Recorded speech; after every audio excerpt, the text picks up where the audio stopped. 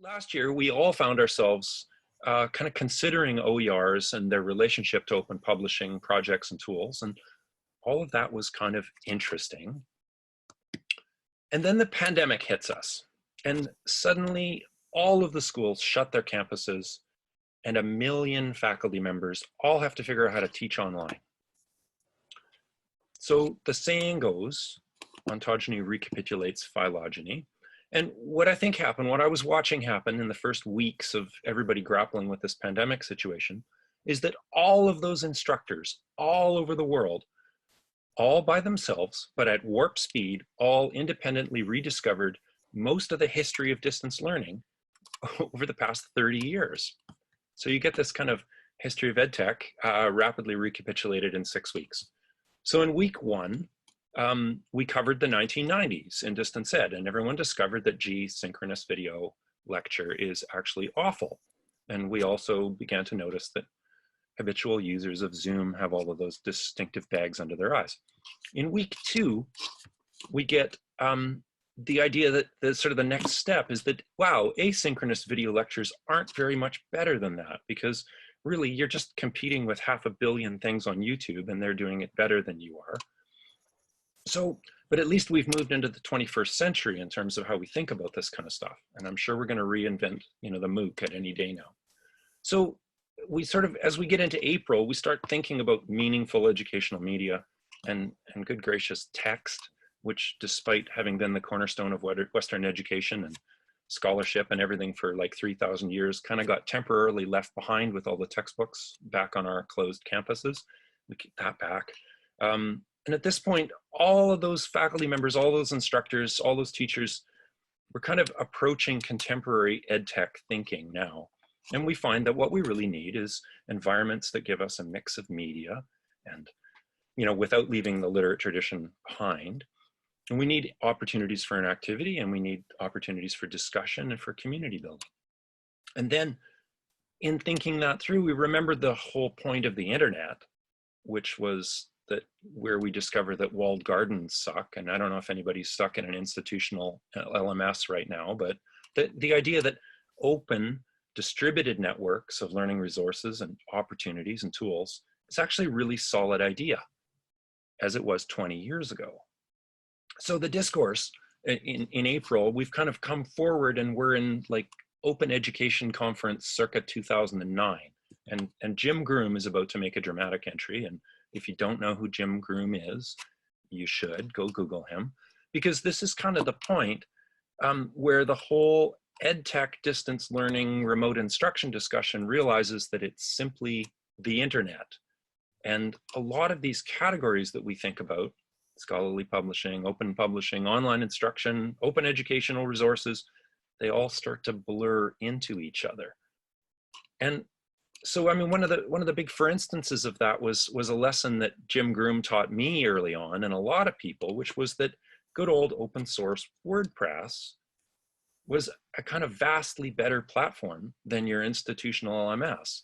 And he was really right about that. He was right about that, and Hugh McGuire was right about WordPress with Pressbooks, which it was based on, even though that had really different goals. And I think Kathleen Fitzpatrick was right about this with Media Commons. Again, really different context, different goals. But in those days, WordPress was still the right platform for a whole bunch of different things because it was open and you could do things with it. Now, that was like a decade ago, at least, right? And for a lot of us, certainly for myself, WordPress is kind of the crufty old thing in the back room where the dust bunnies circulate in the air currents from the server's ventilation fan. But I think the underlying principle of that open distributed platforms and resources, small parts loosely joined, is still a really good one. And I think that's where we circle back around to where we were at Library Publishing Forum last year, where we saw this kind of new breed of open publishing tools with Manifold and Editoria and things like that, mingling with the OER people and jostling up against the institutional repositories. Some of those are gathering dust bunnies in their server rooms as well. And so I'm trying to grapple with this idea of open infrastructure and what it's really trying to do for us. And I think there's at least 3 threads here, like at least 3. And I think that at this point in time, the opportunity is to draw these things together. And The first one, the first thread is this idea of open publishing, which for me was really defined 6 years ago now when the Mellon Foundation said, how do we bring the scholarly monograph and everything that represents actually into the digital age, which it had resisted and still resists, but how do we build the possibility of platforms for interactive scholarly works, for instance? That's a really interesting question. That's up against second thread, which is about OERs and the open textbook movement, about building a culture of development of this stuff and about sharing of these things. And I think the Rebus Foundation, Hugh McGuire's crew, has really shown that that's really about social engineering more than it is about technology. And then this thing that we're confronting in 2020 with online instruction about how we bring together groups of readers and writers and learners into a kind of meaningful, sustainable community of practice, so that we're not just pushing content onto the internet, we're actually making scholarship happen. And I think that vision, that spans both the educational and instructional role of higher ed, as well as the scholarly research communications, ScholComm side of things. Those ideas, I mean, bringing readers, writers, learners together into community of practice, that is, I think, the core business of the university, whether we're on the instructional side or the research side. So it's 2020 when we're supposed to see things clearly. And the thing that I see now is that sustainability is not a problem that belongs to open publishing platforms. It's a problem for the entire world of scholarship, and that all of these threads are actually parts of the same thing. So I think the opportunity at this moment of time is to think a lot bigger about how we sustain these kinds of things, because they tie into the core mission and what we're really trying to do. And that's where I want to leave this, because I think that is going to set things up for Kathleen and for the team from Manifold, who are going to share their perspectives going forward. So I will unshare my screen and we can carry on. Thank you. Awesome. Thank you, John. That does set things up for me quite brilliantly, in fact. Now I have to find the proper window to share with you and then actually start the slides. Are you now seeing my slides? Is that behaving as it should? Okay, awesome. I am absolutely delighted to have this chance to talk a little bit about some of these questions that John just set up around sustaining the infrastructure for, scholarly communication writ large, not for any particular kind of publishing, and particularly some of the challenges that face community-oriented platforms. These kinds of issues that I'm going to be talking about have been in the air for a long time, but they've become all the more pressing in the wake of the pandemic as we start to recognize the importance that these platforms hold for our ability to continue our collective work. Part of what makes the platforms we're discussing today so important is that they're really self-reflexive about their openness, right? It's not just that the publications that are hosted on these various platforms are open, it's that the infrastructure itself is open. And so the platforms that we're talking about are far from the only such open infrastructures in scholarly communication, but they provide a really crucial alternative to the kinds of commercial vendor-developed platforms we see so much of. You think of those proprietary LMSs that John was talking about. And these community-oriented platforms provide key opportunities for us to come together as a community to build and support academy-owned, supported, and governed platforms that can remain open to all of our work. But one key requirement for such open infrastructures is to become the norm within in order for these infrastructures to become the norm within scholarly communication today, is that all of us, and when I say us, I mean scholars and publishers and libraries and university administrations, that we all have to stop approaching the production and dissemination of scholarship as an individual problem, one that should be solved scholar by scholar or institution by institution. And instead start thinking about the extent to which equity and inclusivity in higher education can no longer be subordinated to ostensible meritocracy, right? Instead, we have to think collectively and collaboratively about our future, We all share the problems that we face, and we must all similarly share in building the solutions. And after all, if we've discovered with painful clarity over the last couple of months, even when we're most isolated from one another, we are utterly interdependent. And the more we rely on our tools for interconnection, the more control we need over the ways that they work. And so we need to acknowledge that building and sustaining shared, interoperable, academy-owned and governed infrastructure to support open scholarly communication is not only of the highest priority, but it's going to require radical new forms of cooperation across institutions. Now, some of the thoughts that I'm exploring here derive from generous thinking and its call to extract ourselves from an academic culture based on competition in order to build one that might have its basis in the kinds of generosity, mutuality, and care that can help us demonstrate to an increasingly skeptical public the real value of the work that higher education can do. But some stem more pragmatically from the work that we've been doing over the last several years on Humanities Commons, which is a nonprofit, academy-developed and governed network serving humanities scholars and organizations.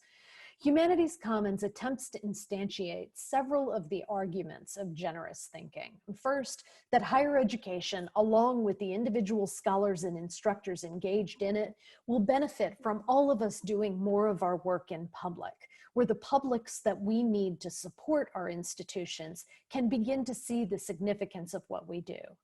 And second, that institutions of higher education must do everything they can to resist and reverse the privatization that has overtaken them, restoring service to the public good, not just to their mission statements, but to the heart of their actual missions. And only this return to a fully public orientation, even amongst those universities that we call private, can allow us to build the kinds of community that we need to sustain them. But part of resisting privatization, both for scholars and for their institutions, involves turning away from some of those proprietary systems on which we've become dependent, and instead reserving our investments and our labor for systems and platforms and infrastructures whose missions genuinely align with our own and whose values mirror our own, and to whose governance we can contribute.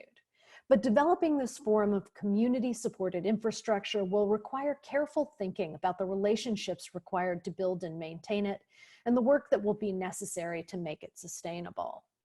Now, sustainability in this context often gets boiled down to the economic. I mean, can you develop a business model that will allow the project or platform to continue operations? But I'm increasingly convinced that financial sustainability has social sustainability as a prerequisite, or the requirement that groups, whether it's groups of individuals or of institutions, recognize their importance of their joint functioning and the determination to support their ability to work together in the first place. And that social sustainability is particularly necessary for the development of academy-owned infrastructure, because the development of shared infrastructure is hard, and the distributed development of shared infrastructure is way harder. It requires not just the commitment of resources to the platform in the ways that our institutions often commit resources to platforms, which is to say, we'll keep paying you as long as your platform does what we want it to, but instead an investment in shaping the future of the platform itself. And this requires not just a commitment of financial resources, but a commitment of human resources as well, and an acknowledgement of the institution's responsibility for ensuring that the resources are used to the best possible ends. And most importantly, it involves ensuring that those best possible ends are collective ends, which is to say that communal needs must at times be understood to take priority over local needs without undermining local commitment. Now, that's a lot to ask, especially of organizations and institutions that are already facing austerity measures and are now looking at even more serious cutbacks than that. But I continue to believe that we can do more together than we can possibly do alone, and that if we commit to one another and to the infrastructure that we might build and sustain together, we can do remarkable things. but getting institutions to stop competing with one another and to start recognizing that they have more to gain from collaboration than they stand to lose in the rankings is no easy task.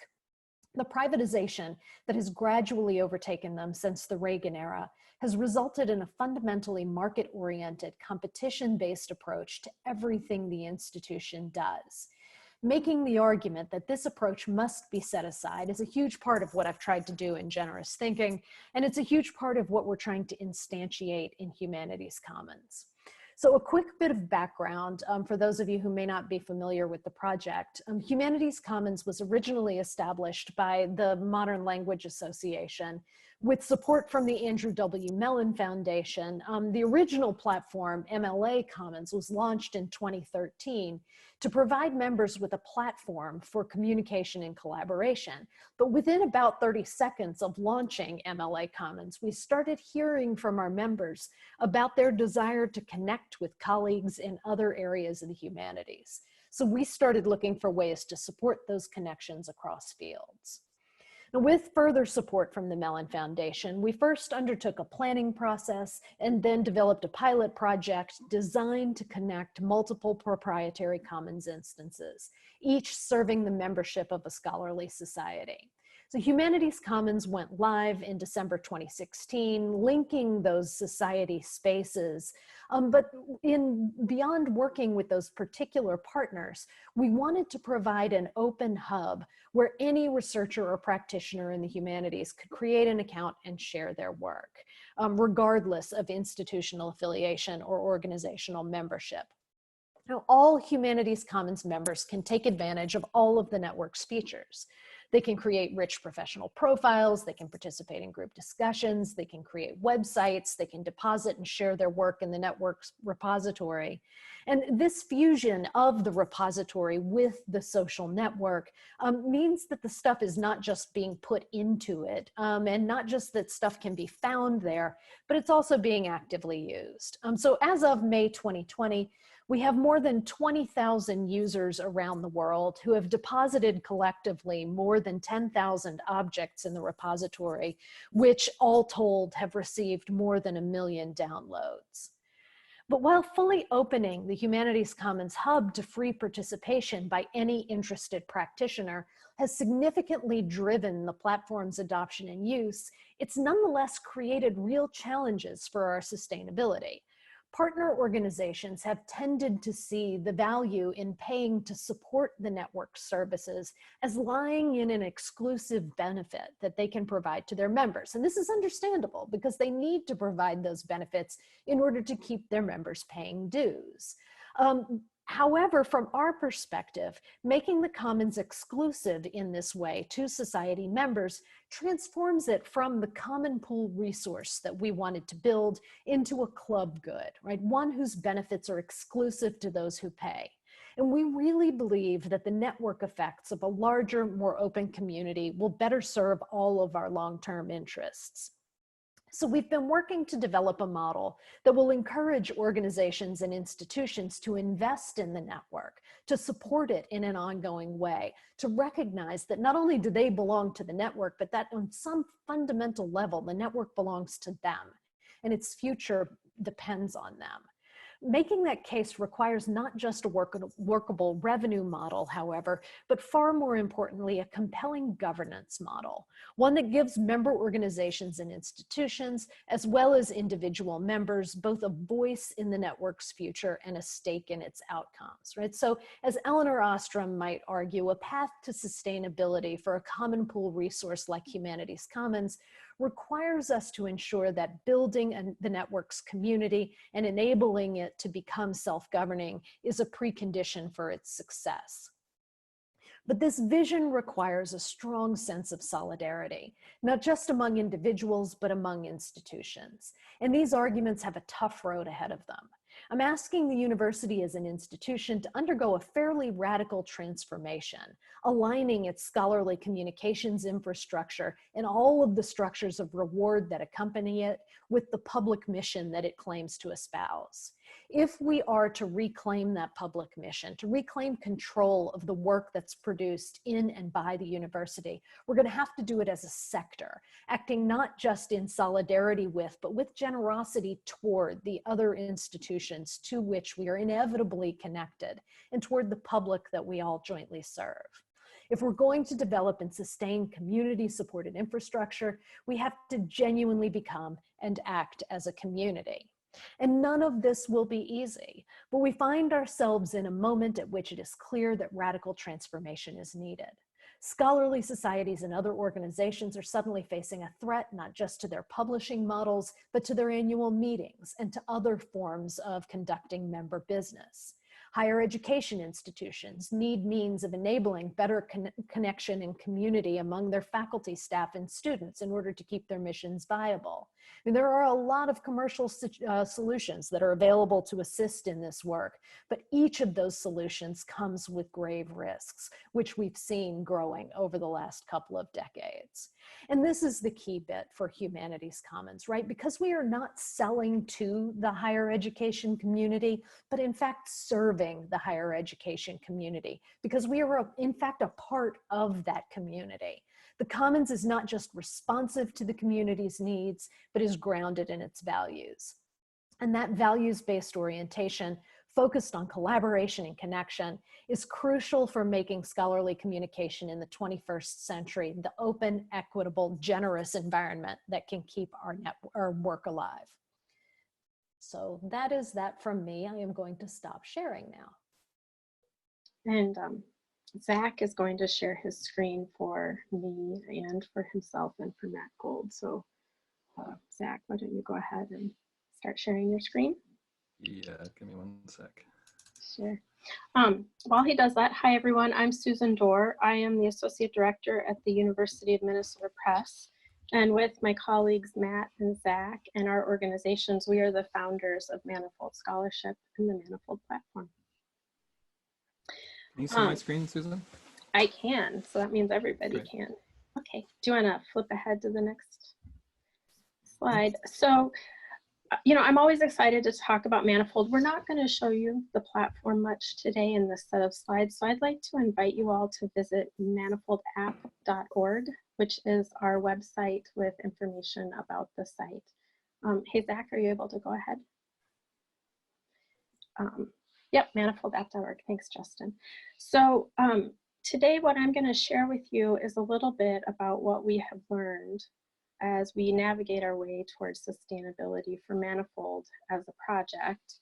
You know, you've heard from both Kathleen and John about some of their thinking, and I think that our experience at Manifold really embodies a lot of what they've talked about today. Zach, can you move the slide forward? So what do we mean by sustainability? I think that we do mean money, but we also mean sustainability for our community. We also mean features and continued development to evolve with the platform and with the needs of scholarly publishing as it continues to develop.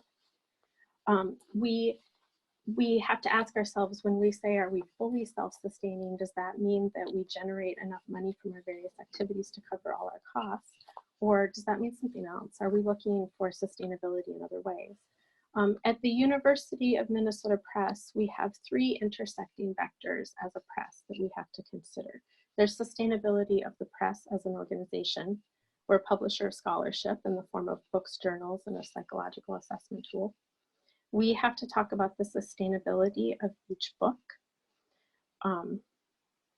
And you know, whether each book can receive funding or whether you know, one book generates a surplus and can help generate enough money to cover the cost of books that don't earn out all of their expenses. We also then, as one of the founders of Manifold, have to talk about sustainability of Manifold, the platform. I think that today we're going to cover mostly what we mean when we talk about Manifold, the platform, and the sustainability of that project. Manifold is a collaboration of three founding organizations: the University of Minnesota Press, CUNY, the Graduate Center, Digital Scholarship Lab, and Cast Iron Coding. And it has been grant funded by the Andrew W. Mellon Foundation since April of 2015. I think that that's really an important point. It has been grant funded for 5 years. It takes a while to develop these tools for the community, and we've been very fortunate to have the support of a funder during that time while we've learned some things and have been able to evolve and adapt. Our organizations are a university press. We're experts at preparing, publishing, and promoting scholarship. A digital humanities center with a focus on teaching and learning. The team at CUNY thinks about how we put that published scholarship to use in the classroom and in research. And by a digital development agency, Cast Iron is a software developer. And when CUNY and Minnesota come forward with ideas about how we want to create features, Cast Iron takes a step back and says, how does this software work? And what else could it do? And is what you want really this instead? They help direct our thinking in ways that make the most sense from a software perspective. Between our 3 groups, we negotiate and we find common cause in the direction of Manifold's development. And there's tension, we have different needs, and that tension is really, really productive.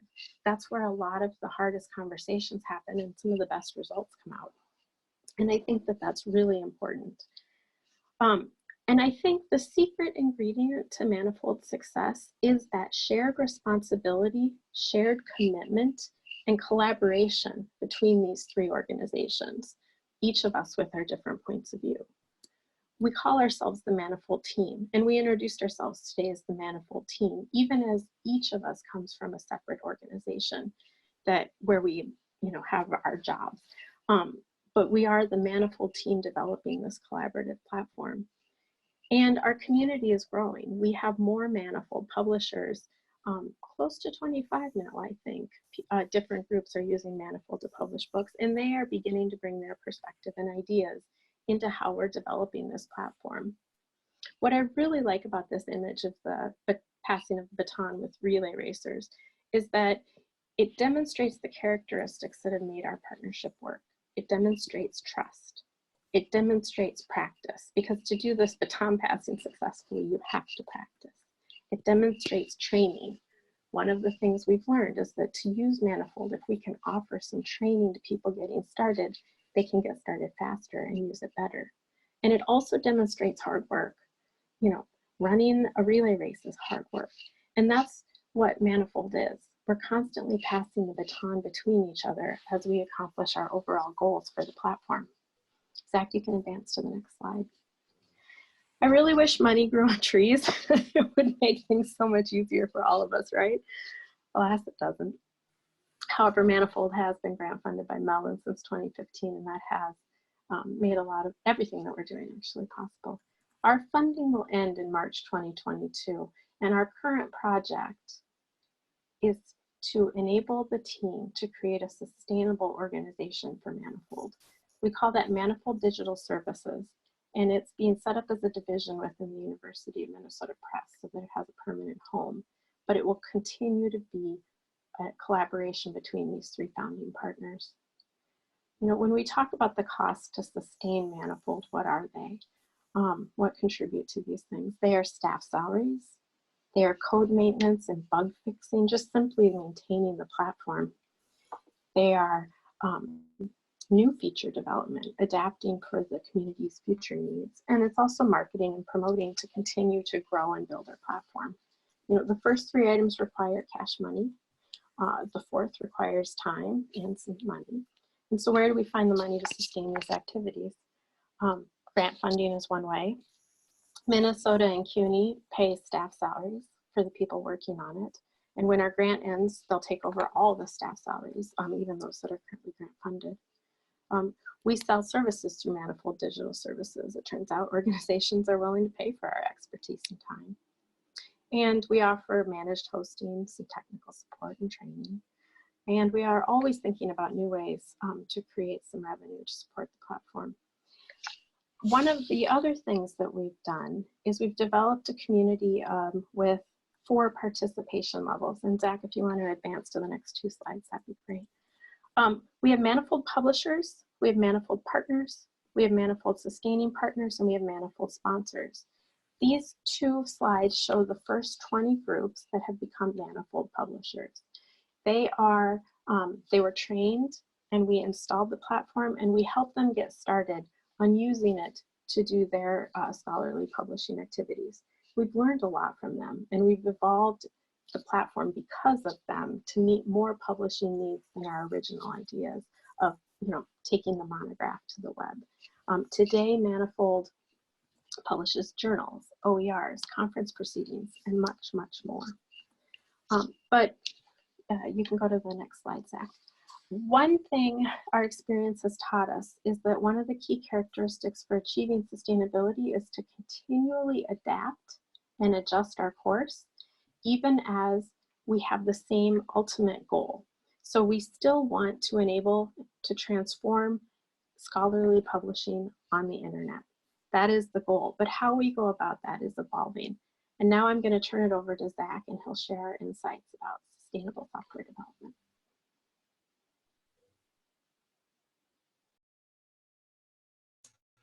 Thanks, Susan. Sorry about the slide mix-up there. Let's see. All right, hopefully everyone can hear me okay.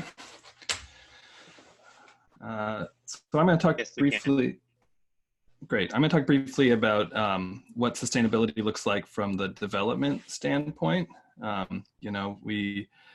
We built this thing in Manifold, and it's cool, but we get the question all the time: is it sustainable? And let's see if I can figure this out. I think that it's a real question that we struggle with, because the odds are really stacked against platforms like ours becoming sustainable. First off, we have a pretty small user base. Might seem large, but from the perspective of software that really kind of stands on its own feet and can persist without a lot of institutional support, the people that use Manifold are small. There's a lot of competition, so there's other platforms that we're competing with in the same space, and that kind of limits our market further. There's also the fact that the project itself gets somewhat less fun over time. Like when we start the project, we have this kind of green field of possibilities in front of us, and 4 years into it, we have a backlog of open issues and support requests that we're struggling with. So keeping the energy up on the project, I think, is always a challenge. But I would argue that there are some development strategies that we can use to improve the odds of a project like Manifold. And they're not easy strategies, but I think they pay off in pretty profound ways. So one thing that's really worked for us on the Manifold project, at least from my perspective, is the way that we've included the development team in the process of community building. And so, I've met, I think, some people on this call at conferences. I've given talks on Manifold along with Susan and Matt and Terrence and others. And even though me and my team are kind of sitting at our desks writing code most days, we're out there kind of face to face with the users. And it's not just that, it's also, we're in Slack channels, we're answering questions, we're building relationships. And that's kind of, that community building is integrated with how we develop. So it extends into the process of development, so that when we're answering issues, right, we're engaging in conversation. When people have questions on Slack, the questions aren't being filtered through a kind of project management layer, but are coming directly to the developers. I think it's also important that projects avoid hired guns, and I think those can be internal or external. I think a lot of people have had experience with projects going wrong when it's outsourced to an agency, and I'm saying this as somebody who runs an agency, but I think that you have to have your development team feel that they have some real stake in the project, and that stake needs to kind of be in addition to just getting paid. I think it's important to have developers be part of the kind of promotion process for your project. So, one way to make it sustainable is to have them author blog posts, or like we do on Manifold, to do the development in the open. So my team and I will kind of engage in technical discussion publicly in Manifold Slack channels. And, you know, maybe there's 40 or 50 people in that channel listening or you know, chiming in every now and then. But I think it gives a lot of transparency to how development happens and what we're thinking about, like what problems we're dealing with as we work out a feature or some change to Manifold. And my sense is that giving, like shining light on that process and giving the public a way to look into what kinds of problems developers are grappling with builds trust between developers and users that kind of feeds that community growth and makes the platform significantly stronger and more sustainable. I think it's really important to write sustainable code. So we spend a lot of time maintaining, patching, fixing our software. And once the grant funding dries up, we have a lot less time to do those things. So one thing we try to do on Manifold is when we have funding, make significant investments in ways of building Manifold that will allow us to maintain it with less expense in the future. And so that, I mean, these are things like unit tests. You know, Manifold has, I think about 3,000 unit tests on its API currently. And having those tests in place allows us to do things like upgrade an underlying library or the framework with a high degree of certainty that things won't break. And it makes those upgrades significantly less expensive than they would be otherwise. And so if you think about a future when the funding has diminished, having taken the time to build these sorts of tests and processes when the funding was there helps make the project sustainable, I think, in the long run. We also try to automate everything we possibly can, which is another way to reduce cost. I think it's also important for these kind of open source academic projects like Manifold to not act like they're startups. I think technical debt is the platform killer. Startups, have less money up front and they move quickly and acquire technical debt thinking that they'll find traction and receive increased investment down the road, and then they'll subsequently pay down that technical debt. The funding for a project like Manifold is actually the opposite of that, right? We probably get the most investment in the beginning, and then if we're lucky, we get to a place where we have small but steady revenue streams in the future. So there is no future point really where you're going to be able to pay off the technical debt that you acquire early in the project. And I think it's important that development teams on these platforms recognize that and aggressively pay down technical debt from the beginning of the project. And then finally, before I turn it over to Matt, I'll just say the other thing we try to do from a development standpoint is to ruthlessly expand our market. So the world of people who can use Manifold is small, and we want it to make it bigger all the time. And so we think about that as we build and design features. And I'll turn it over to you now, Matt, to pick up from there. Thank you, Zach. And I just want to take a moment and thank the organizers and sponsors of the conference. As someone part of a scholarly organization thinking about a virtual conference, I know how much work goes into creating these conferences. So thanks to the organizers and also to everyone attending. I'm going to expand a little bit on the partnership that Susan described, because I think it really instantiates that community-driven orientation that Kathleen spoke about. As Susan mentioned, Manifold was designed for university presses. They were really the first audience that we had in mind, really trying to tackle that question that the Mellon Foundation put before university presses about how to move the publication of digital scholarship and digital monographs online. But the story of Manifold, I think, is in part at least a story of a platform becoming more diversified in terms of its goals and its intended users. And that, I would argue that diversification of audiences was built into the team that created it, in the sense that the press has very different ways of working and ways of thinking than, say, a digital humanities center, as Susan mentioned, that is focused often on teaching and learning. So we've really tried, there are definitely moments at which We've discovered tensions between, say, the way a university press might want to use a platform like Manifold and the way it might be used in a kind of teaching and learning context. But in the end, the examples that I'm going to share with you, I hope, show a point that John made early on, which is that many different types of scholarly publishing often have goals that are at the very least aligned and very often more alike than we might think. So the first, I'm going to try and concretize this a little bit and give you 4 quick use cases in which we've seen this happen. The first is with the publication of Debates in the Digital Humanities, which was a book I edited and published with the University of Minnesota Press. It was published in print in 2012. And in what I think was a really amazing moment of support, the press agreed in the contract to make the book open access through the creation of an open access platform.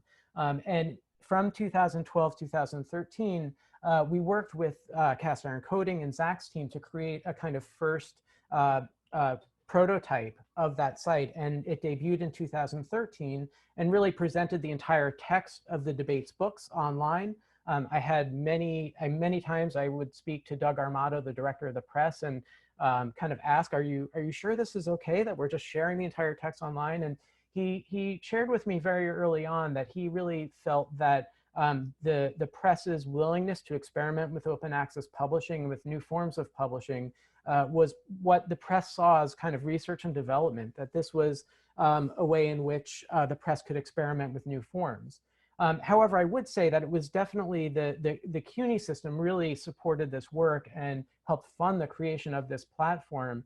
And I want to kind of shout out to the public institutions that have supported so much of the adventurous work we're seeing in scholarly publishing, despite constant threats of austerity, which are only increasing at the moment. I think public institutions often are very committed to this kind of public knowledge making because it's part of our mission, it's part of what we do, and we've certainly found that to be the case with Debate and then with Manifold.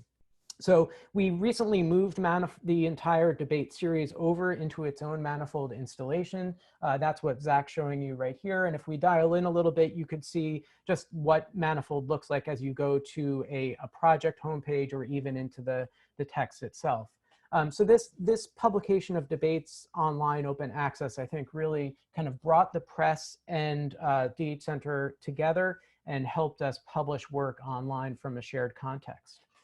But as we've developed Manifold, we've created the CUNY instance, which is cuny.manifoldapp.org, as primarily an OER teaching and learning platform. And one of the things we discovered about that is that we have a much different orientation in very basic ways than a university press might. For instance, for us, for CUNY, we really view this as a community platform. So in other words, we are giving faculty members the ability to publish work online. This is much different than a press use case where a press might want to very tightly control what texts are published online. In fact, we've built out a whole range of teaching models that kind of show how Manifold can be used for different use cases. For instance, one might be a kind of rich version of a course text in which a teacher embeds different multimedia resources. These are all texts from the CUNY instance if you're interested in checking them out further. The Petrarch text has embedded sound files that have examples of the poetry being read in Italian. But what we've also seen is a Manifold text being used as a space for collective social annotation. So students kind of come to a text and add questions, add context, add resources. And what's particularly exciting in a space like CUNY, where we have 25 campuses across the city, is that we can have a text that can serve not just one college, but all 25 colleges. And we have a group of graduate students at CUNY who have really started to build out what they call CUNY student editions, which are imagined as collaborative teaching editions for the entire system. And we've been supported in all this work at CUNY by the New York State OER funds, and particularly by the CUNY Office of Library Services, which is doing amazing work to foster OER publishing and training across the entire CUNY system. I want to talk in a little bit more depth about two particular use cases that show how a particular feature built for a particular audience ended up serving additional needs. So in CUNY, we use some of our OER funding to support development around a new feature of Manifold that we were initially thinking of as a space for courses. With the idea being, how, if you were teaching, what if you wanted not just to have a whole bunch of different projects, but instead wanted to have a course space? So what we ended up doing is using reading group functionality, which we had created previously, to create what can be a kind of course homepage. And it includes elements of OER publishing, such as Remix. So this will allow users to kind of pull chapters or parts of text into a single course page and share them with their students. And what we found almost immediately, who, for instance, could use something like this to create spaces for peer review. So although we created these course homepages, and I should say they're not live yet, we're still working on the code. Although we created them for a kind of teaching context, we're finding they're also useful for the press context.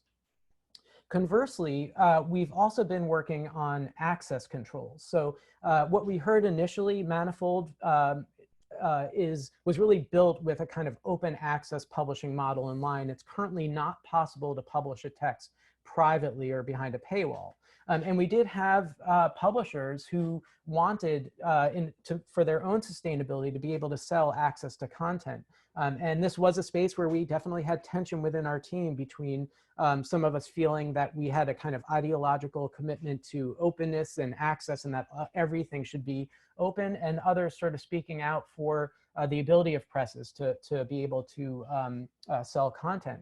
But as we've developed this feature, what has been really amazing to me is to see how presses have been interested in it for obvious reasons. It's going to allow them to maybe make part of a book open and maybe have users pay for other parts of it, or just to publish content privately. But in the teaching context, it's also going to be very useful when classes could use these access controls to share text privately. Or even for groups of collaborative authors to share projects in draft state. And we're seeing really inventive uses of it, or we hope to see inventive uses of it. It's not out there yet. The University of Minnesota Press is thinking about using this system to share desk copies, for instance, thus saving a fair amount of money for the press.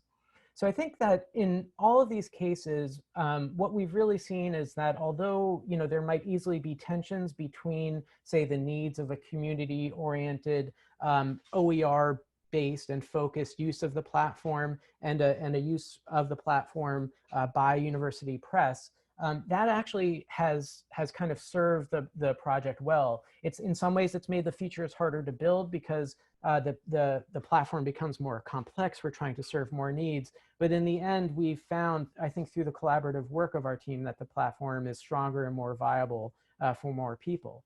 And our hope is that all this work has strengthened the platform, made it more usable by different groups, and will ultimately help us keep this project going.